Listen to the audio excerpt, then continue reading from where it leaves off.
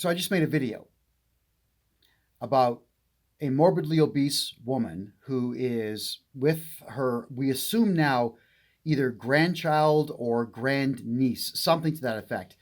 The stroller rolls away and the woman falls down, boom, gets up, falls down, boom, and then cannot get up on the after the second falling. And a guy has to run over and save the kid's life because that baby stroller was just about to roll into traffic. It's a 4-lane highway.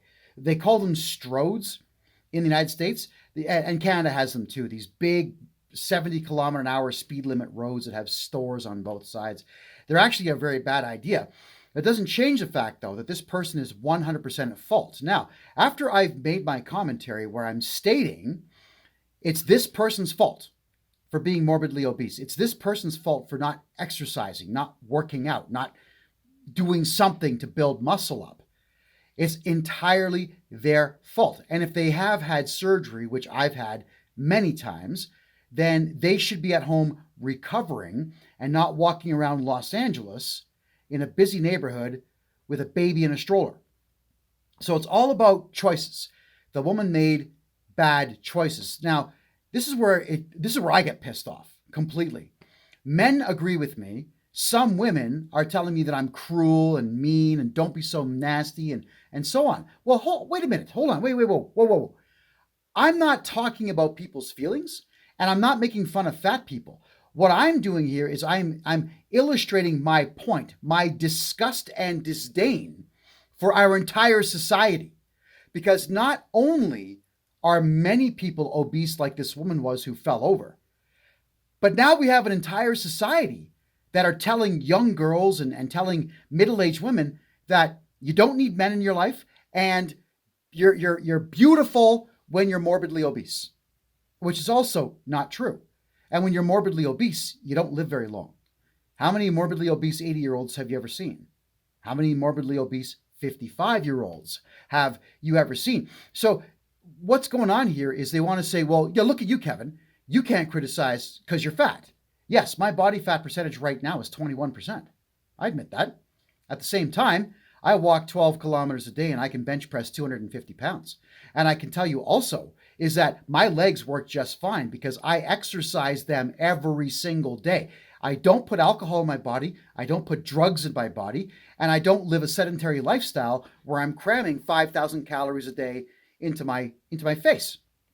So should there be an issue? Should my children need anything? Or should people I love need anything? Boom, I'm there. Doing, like I'm right there, like the Roadrunner when he's making fun of the coyote. I'm right there.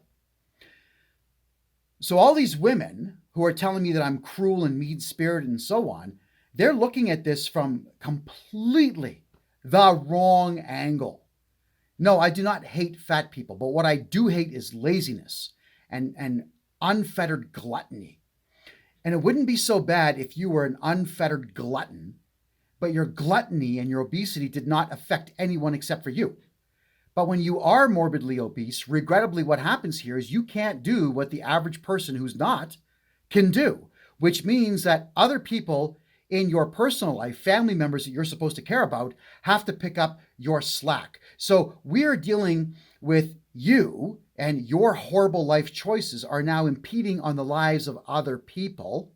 And in the case of the woman there in the video, she almost killed her grandniece. Could you imagine? Could you imagine? Imagine, just for a second here, imagine that you are morbidly obese and you have to go and see your sister. And you say, hi, because I'm morbidly obese and I can't get up and I can't run because I eat chips and chocolate and pizza for breakfast and lunch and dinner, your daughter's dead because of that. No, you don't. I have no compassion for this woman and I have no sympathy for this person. It's the child that I cared about. And as women, the women who are criticizing me for this, for pointing out this morbidly obese woman could not protect a child, they're telling me that I'm wrong. They don't even bring up the fact the child almost died. What they're saying is that I'm cruel because I have a little bit of body fat on me. Supposedly, I'm not supposed to be able to talk about fat people when I've got some body fat on my frame.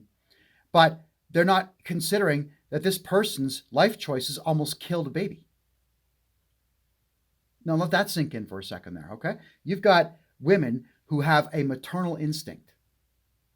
The maternal instinct of women is supposed to be cradle, hug, breastfeed, protect, offer the emotional support that that child needs. Everything that a woman should be concerned about is the safety of a child, their own, their nieces, their nephews, whatever it might be, children in their care if they work at a daycare center. Like, these are things they should be concerned about. But I put this video on Instagram, and not one woman comments about the fact that that child almost died because of a fat woman. Instead, they call me mean, and they call me cruel, and they're telling me they're disappointed in me for pointing this out. Well, who else is going to point this out if it's not me? Now, I've got to say that I'm incredibly disappointed that women in our modern society no longer have that maternal instinct. If I call a woman, or so whatever, if I call her fat, everything goes out the window. They don't care about where they are in life. They don't care about, the fact that this obese woman almost killed a kid. They don't even care about the kid itself. They just care about the fact that a man called a woman obese. Now let that sink in.